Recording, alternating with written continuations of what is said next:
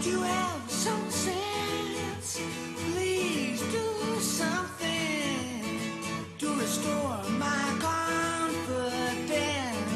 She hits me with her eyes. She leaves me paralyzed. Roll the dice and start to sweat. All I want is everything tonight. So lovely to hear all of them, Yeah. isn't it? It's just some of the hits from one of the most acclaimed Irish rock bands of all time. The four of us who burst onto the scene with their single Mary in 1989 and have been making brilliant albums ever since. And like the rest of us, the boys from Newry have had their wings clipped during the past year during the pandemic, but have managed to channel something hugely positive from it into the shape of their new single about lockdown, The Waiting Game. And here's a quick look at the video, which was made entirely from Facebook Live events. We're together all the time, ain't that just fine? No more waving you goodbye, tears in the children's eyes. Times have changed, a switch was flicked, our lives rearranged.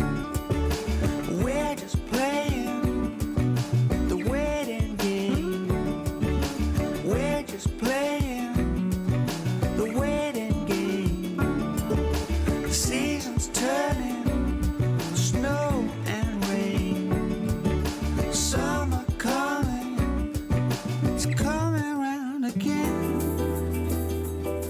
I think that's such an uplifting Good, lockdown yeah. song. Good morning Brendan, to both Declan, of good you. morning. Declan, you were really getting into it there behind Brendan, giving it welly there in your sitting room.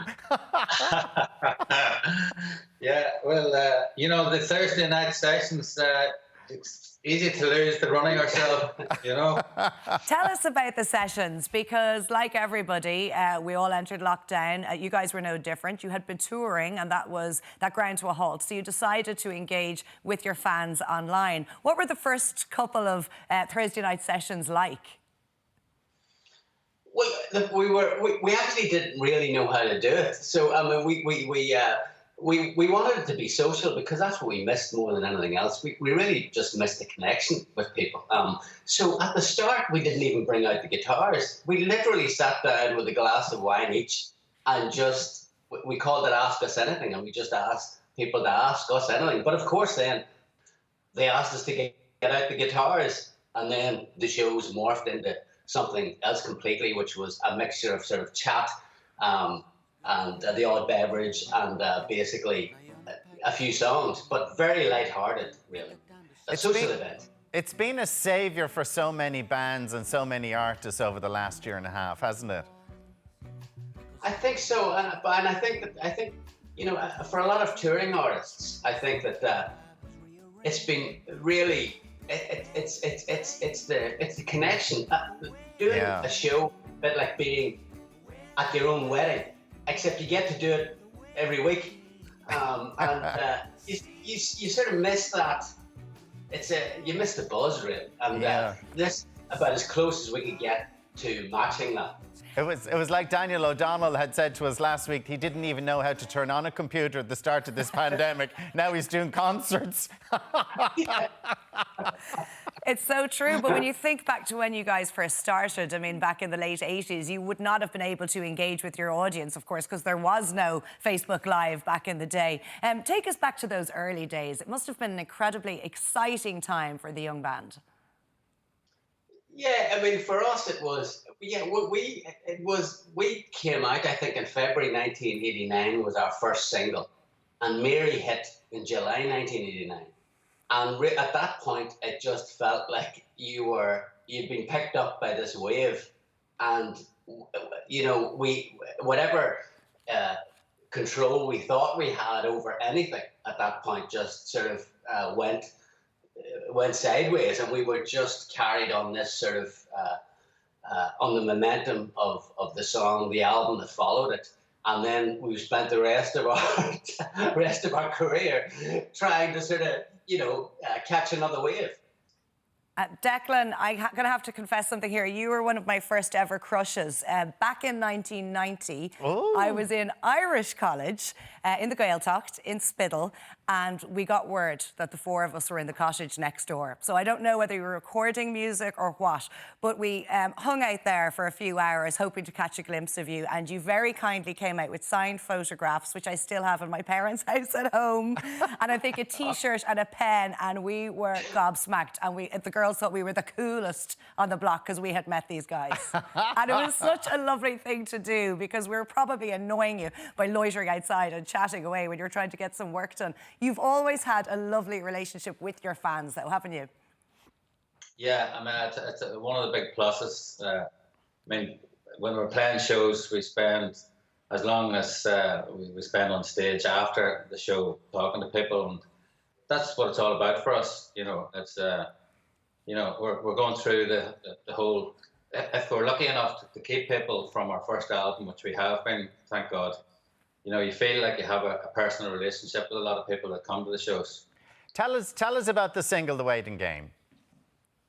Well, I mean, again, it was part of the real gift that these shows have, with these weekly Facebook Live shows have allowed us to do is they've allowed us to sort of try out ideas for songs. And Declan basically was mucking around on this keyboard that you can see in the video. And he said, what do you think of this?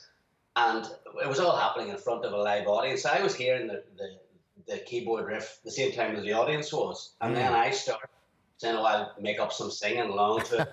And then I said, next week we'll have a finished lyric. And then it was like, okay, we've got a week to write a lyric. And it happened. I don't think we've ever turned around a song as fast. And then when Declan was making it, we thought, oh, we better do a video. And Declan came up with the idea of using the Facebook Live footage. The only problem was that the show lasts for an hour, and we'd done at that stage about 28 of them. So it was like 28 hours of footage. So, you know, he just sped everything up, and then we ended up using that sped up footage as part of the video. Oh, well, it looks brilliant. Is it true that your fans are incredibly polite? I mean, if you're suggesting to them, do you like this lyric? Do you like this music? Do they say, no, it's brutal? Or do they pretend to like it? Yeah, you get the odd ringer in there, you know, but that's all right. We don't mind. We can take it. They tend to just, if you play something they don't like, it's just like no comments. Or the one phrase we dread is it's a grower. Yeah. It's a grower. We know it's like. You know, to cut us. Facebook Live concerts are all great and all, but I'm sure the two of you just can't wait to get back out and perform to the public again. And it looks like that is going to happen soon. So you must be so thrilled about that. Yeah, absolutely. It's been a long. Well, the one thing I was worried about was that, you know, we at one stage when before we did the show, we were that when we did get back to playing again, we'd be too rusty, and I don't have that fear anymore. In fact, the next time we play, we've got probably a pool of twice as many songs to choose from, which is great because, you know, we've been dredging up old album tracks and reworking them and stuff. So I'm very excited about the prospect of the gigs to come. It's been so lovely chatting to you both. And Declan, it's only taken me 30 years to have a proper conversation with you. So thank you for being so kind that day back in the Gaeltacht. Thank you very much to you both and continued success. Thanks, Alan. Thanks, Laura. Thank Bye, you, Declan. guys. Bye, Brendan. And Waiting Game is available to buy or stream at all the usual places right now. And you can catch the four of us on their online shows on Facebook. Can I just say I was 3 in the Gaeltacht? Yeah. Up next, we're showing you how to inject some more colour into your summer wardrobe. See you shortly.